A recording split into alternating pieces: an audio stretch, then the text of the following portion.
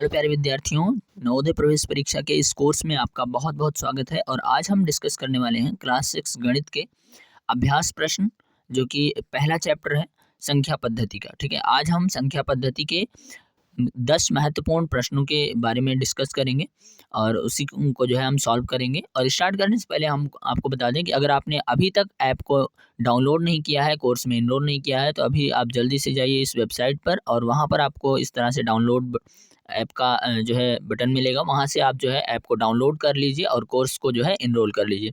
अगर आपको कोर्स को इनरोल करने में किसी भी तरह की परेशानी हो रही है, ऐप को डाउनलोड करने में किसी भी तरह की प्रॉब्लम है, तो आप इस नंबर पर बेझिझक पूछ सकते हैं। ठीक है, आगे बढ़ते हैं और पहले प्रश्न की तरफ। ठीक है, पहला प्रश्न क्या है कि 34,675 में 3 और 7 का स्थानीय मान का योगफल क्या है। ठीक है, यानी मतलब ये जो संख्या दिया गया है, इसमें 3 का स्थानीय मान ज्ञात करना है, 7 का स्थानीय मान ज्ञात करना है और उसके बाद में दोनों का स्थानीय मान जब हमको मिल जाएगा तो दोनों के स्थानीय मान को जोड़ देना है, यानी मतलब योगफल ज्ञात करना है। ठीक है, तो सबसे पहले हम देखते हैं कि यहाँ पर 3 का स्थानीय मान क्या है। 3 का स्थानीय मान अगर देखते हैं तो ये जो है 3 कितने स्थान पे है, 10,000 वाले स्थान पे है, यानी मतलब 30,000 इसका मान हो जाएगा। ठीक है, ये जो है 30,000 इस 3 का स्थानीय मान होगा और 7 का स्थानीय मान ज्ञात करेंगे तो 70 मिलेगा। तो इस तरह से जो है हम दोनों को जोड़ देंगे और ये मिलेगा हमको 30,070। ठीक है, जो कि ऑप्शन जो है ये लास्ट वाला सही है। ठीक है, तो इस तरह से डी वाला ऑप्शन करेक्ट हो जाएगा। ठीक है, दूसरे क्वेश्चन की तरफ बढ़ते हैं। 1 से 20 तक प्राकृतिक संख्याओं का योगफल क्या है। अभी हमने आपको पिछले वीडियो में चैप्टर 1 के जो है कॉन्सेप्ट वाले वीडियो में हमने आपको बताया था कि जो है प्राकृतिक संख्याओं के जो है योगफल किस तरह से हम पता करते हैं। ठीक है, तो हमारे पास फार्मूला होता है n मल्टीप्लाई n+1 और पूरे के अपॉन में बटे में 2, यानी मतलब इन सभी को हम 2 से भाग कर देंगे। तो n क्या है, यहाँ पर n हमारा जो है आखिरी संख्या होता है, यानी मतलब जितनी प्राकृतिक संख्याओं का योगफल ज्ञात करना होता है। तो 20 जो है यहाँ पर हमारा n हो जाएगा, यानी मतलब n बराबर 20, जहाँ पर भी n दिया गया है वहाँ पर हम 20 लिख देंगे। ठीक है, तो ये हो जाएगा 20 गुणे 20+1। ठीक है, और उसके बाद में पूरे के बटा 2। इस तरह से 2 और 20 को काट सकते हैं हम, 2 1 के 2 और 2 धाम है 20, यहाँ पर 10 हो जाएगा। ठीक है, तो आगे चलते हैं, यहाँ पर इसको सॉल्व करेंगे तो ये हो जाएगा 10 गुणे, अब 20 में 1 जोड़ेंगे तो 21 हो जाएगा। ठीक है, 10 गुणे 21 और उसके बाद में इन दोनों का अगर हम गुणा करा देते हैं तो ये हो जाएगा 210 और इसके बटे में जो 1 था उसको हम हटा देंगे, बटे में 1 लिखने का कोई मतलब नहीं होता है। तो इस तरह से हमको जो आंसर मिलता है वो मिल गया 210, जो कि हमारा ऑप्शन सी करेक्ट होगा। ठीक है, तो इस तरह से जो है प्राकृतिक संख्याओं के योगफल की बात की जाए तो इस फार्मूले पे रख करके हमको उसे सॉल्व कर देना है। ठीक है, आगे चलते हैं प्रश्न नंबर 3 की तरफ। 1 से 100 तक कितनी अभाज्य संख्याएं हैं। ठीक है, तो हमने आपको अभाज्य संख्याएं बताया, कौन सी संख्याएं अभाज्य होती हैं, कौन सी संख्याएं भाज्य होती हैं। ऐसी संख्या जो केवल 1 से और खुद से कटे, यानी मतलब केवल 2 संख्या से भाज्य हो, तो उसको जो है हम अभाज्य बोलते हैं। ठीक है, 2 संख्या से जो केवल कटती है, ऐसी संख्या जो केवल 2 संख्याओं से कटती है उसको हम अभाज्य संख्या बोलते हैं। ठीक है, केवल 2 संख्या, एक खुद से और एक 1 से। ठीक है, जैसे कि मान लो हमारे पास एक संख्या है 2। ठीक है, तो 2 एक अभाज्य संख्या है, क्योंकि 2 जो है 1 से कटता है और 2 से कटता है, 2 ही संख्या से ये कटता है, यानी मतलब 2 अभाज्य संख्या है। ठीक है, 3 भी अभाज्य संख्या है, 3 जो है 3 से और 1 से कटता है। ठीक है, 4 अभाज्य संख्या नहीं होगा, क्योंकि वो 2 से भी कटेगा, 1 से भी कटेगा, 4 से भी, यानी मतलब 3 संख्याओं से 4 कटता है, यानी मतलब वो अभाज्य संख्या नहीं होगा। क्योंकि अभाज्य संख्या की परिभाषा क्या है कि वो केवल 2 संख्याओं से कटनी चाहिए। ठीक है, केवल 2 संख्या। ठीक है, एक से कटनी चाहिए और एक स्वयं से, तो 4 नहीं होगा। ठीक है, तो इस तरह से हम सभी संख्याओं को चेक करके और सारी संख्याओं को हम 100 तक लिख सकते हैं।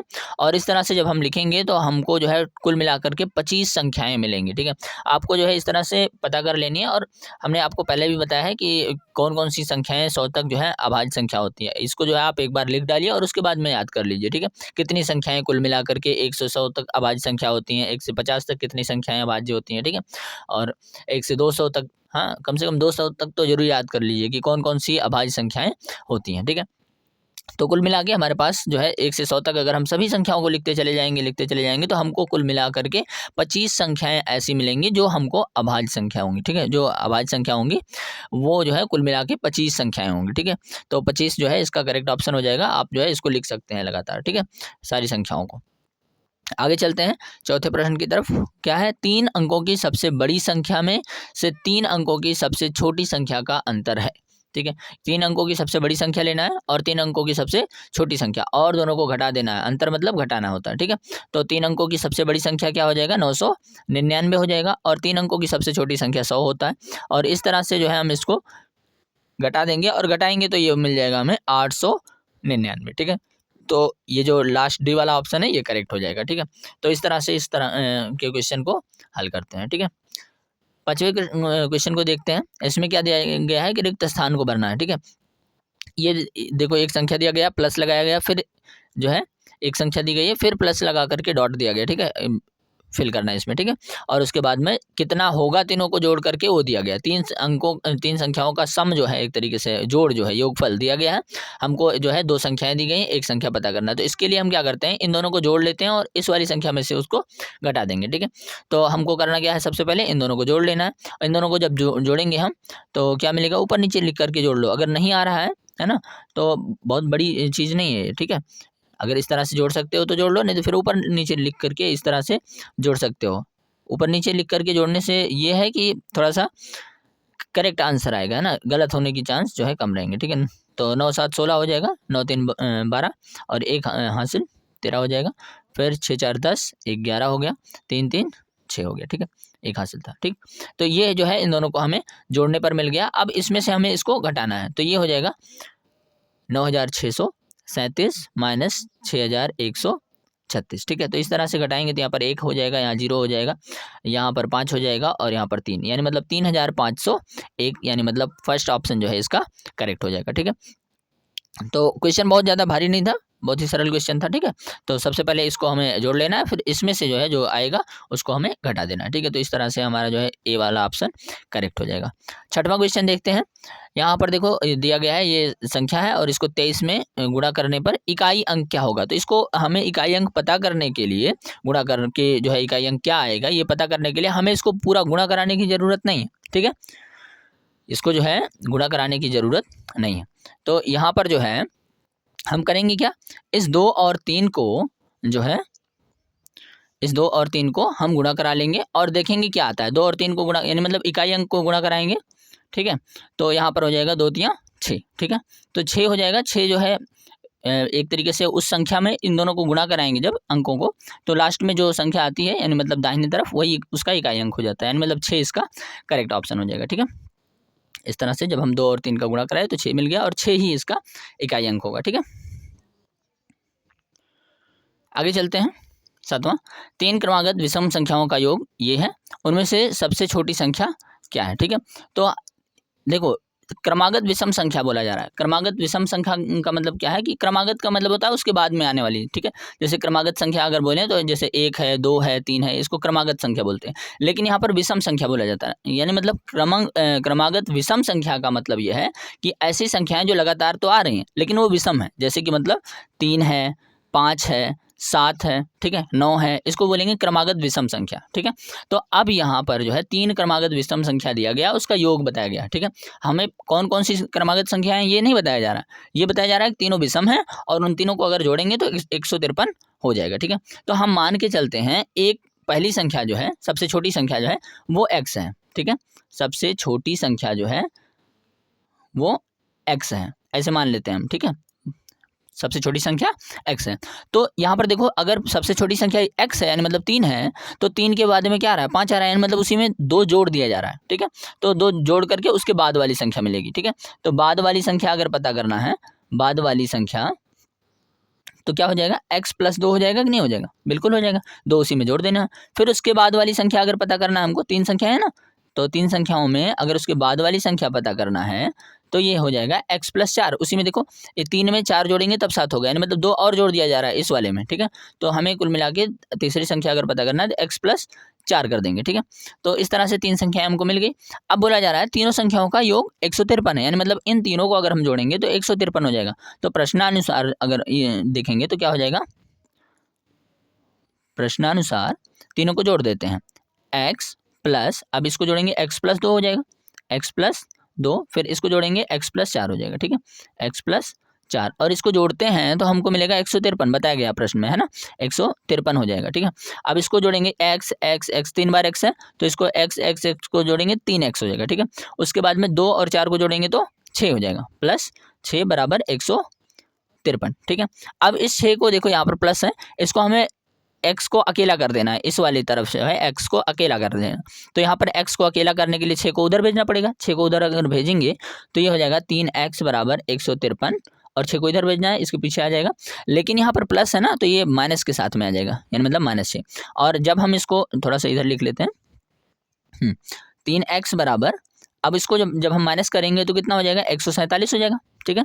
और उसके बाद में 147 यहाँ पर हो जाएगा, उसके बाद में 3 जो है इधर अभी बचा हुआ है, x को हमें बताए थे अलग करना है ना, एक तरफ करना है, बाकी सब गिनतियों को दूसरी तरफ। तो x जो है यहाँ पर 3 के गुणे में है, तो 3 जो है ये इधर जाएगा तो भाग में हो जाएगा, उल्टा होता है, ठीक है, चिन्ह उसका बदल जाता है। जैसे यहाँ पर 6 इधर प्लस में था, उधर गया माइनस में, ऐसे ही 3 इधर गुणे में है, उधर जाएगा भाग में। तो 147 को जब हम भाग दे देंगे 3 से तो कितना हो जाएगा, 3 चौक 12, 3 9 27, यानी मतलब 49 आ जाएगा। x का मान कितना है, 49। और पूछा क्या जा रहा है, उनमें से सबसे छोटी संख्या कौन सी है, सबसे छोटी संख्या x थी, और x का मान मिल गया हमको 49, यानी मतलब ए वाला ऑप्शन करेक्ट होगा, ठीक है।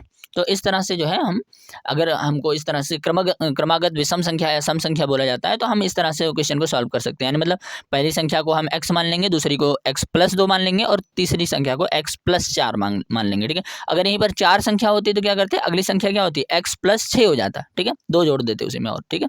तो इस तरह से इसको हम सॉल्व करेंगे, और उसके बाद में जब x ये सारी संख्याएं तीनों मिल जाएंगी, तो उसके बाद में उन तीनों संख्या को जोड़ेंगे और बराबर करके 153 लिख देंगे।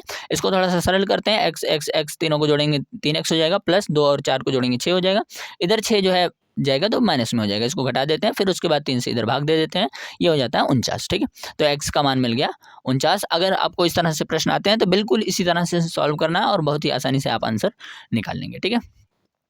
चलो क्वेश्चन नंबर 8 देखते हैं।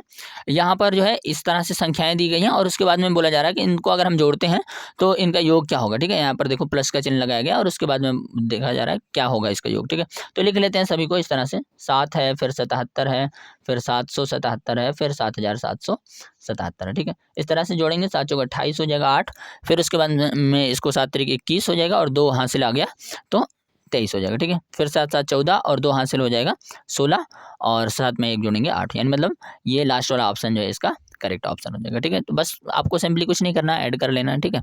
और बस ध्यान रखना है कि ये जो है 7 इधर नहीं लिखना है, इकाई वाले अंक पे ही लिखना है, ठीक है। ये चीज़ का विशेष ध्यान रखना है। 9वां वाला क्वेश्चन, 2 संख्याओं का योगफल दिया गया है और अंतर भी दिया गया है, तो वो संख्याएं क्या हैं। इस तरह के क्वेश्चन को हल करने के लिए हम क्या करते हैं, इसको थोड़ा सा एक x और y मान करके इसको सॉल्व करते हैं। ये तरीका थोड़ा सा सरल होता है, इसलिए हम यही तरीका आपको बता रहे हैं। तो यहाँ पर जो है 2 संख्याएं हैं, हमें नहीं पता है संख्याएं क्या है, मान लेते हैं पहली संख्या उसका x है, मान लेते हैं इसकी पहली संख्या जो है, पहली संख्या बराबर x है, और दूसरी संख्या जो है हमको कुछ नहीं पता है, दूसरी संख्या भी नहीं पता है, तो दूसरी संख्या को y मान लेते हैं। अब उसके बाद में प्रश्नानुसार जो है,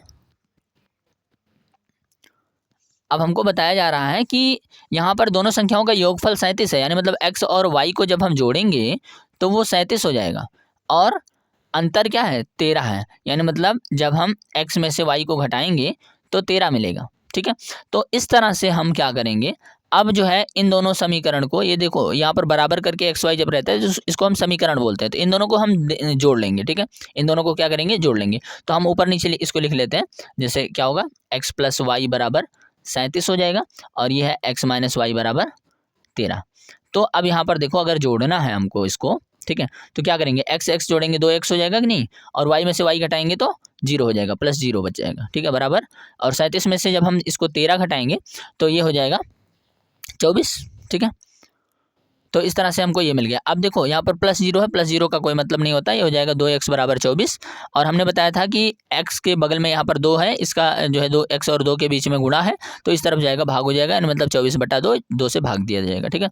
तो ये हो जाएगा x बराबर 24/2, यानी मतलब x का मान कितना मिल गया, 12, x का मान 12 मिल गया। अब देखो एक संख्या जो है, पहली संख्या तो 12 हो गया, पहली संख्या क्या हो गई, 12 हो गई। अब दूसरी संख्या क्या है, दोनों का योगफल 37 होना चाहिए, तो दूसरी संख्या ज्ञात करने के लिए क्या करेंगे, 37 में से हम यहाँ पर 12 को घटा देंगे, तो y बराबर क्या हो जाएगा, y बराबर 37 माइनस 12 और y बराबर क्या मिल जाएगा हमको, 37 में से जब 12 घटाएंगे आप हम यहाँ पर तो 25 हो जाएगा। ठीक है, तो इस तरह से जो है हम y का मान भी ज्ञात कर लेते हैं। ये हमको y का मान मिल गया और x बराबर जो है 12 मिल गया। ठीक है,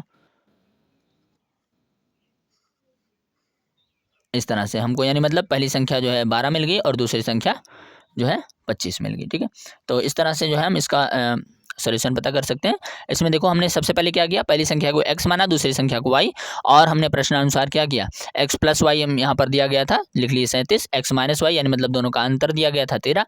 तो उसके बाद में हमने इन दोनों को जोड़ दिए, x x जोड़ा 2x हो गया, y में से y घट गया यानी मतलब 0 हो गया, और 37 में चूँकि किसी भी संख्या में से वही संख्या अगर घटाते हैं तो 0 हो जाता है ना, जैसे 3 माइनस 3 0, 4 माइनस 4 0। ठीक है, इस तरह से तो y माइनस वाई भी 0 हो गया। उसके बाद में 37 में से 13 घटाए 24 हो गया, फिर 2x बराबर 24 हो गया और x बराबर क्या हो जाएगा 12। x का मान मिल गया यानी मतलब पहली संख्या का मान मिल गया जो कि है 12। दूसरी संख्या अगर पता करना है तो y में से y जो है जो कि है तो हमें योगफल में से x का मान घटा देना है, तो यहाँ पर हमको मिल जाएगा 25। ठीक है, 37 में से 12 घटा दिए 25 मिल गया जो कि दूसरी संख्या हो जाएगी। ठीक है, तो इस तरह से जो है हम ऐसे क्वेश्चन को हल करते हैं। 10वें प्रश्न को देखते हैं। सबसे छोटी अभाज्य संख्या, बहुत ही सरल क्वेश्चन है, हमने आपको बताया है, पहले भी बता चुके हैं इसको कि सबसे छोटी अभाज्य संख्या कौन सी है, कौन सी ऐसी संख्या है जो कि केवल 2 अंकों से कटती है और सबसे छोटी है। ठीक है, तो सबसे छोटी अभाज्य संख्या 2 है। ठीक है, 2 जो है केवल 1 से कटता है और 2 से कटता है, इसके अलावा किसी दूसरी संख्या से नहीं कटता है, और यही सब जो है अभाज्य संख्या है।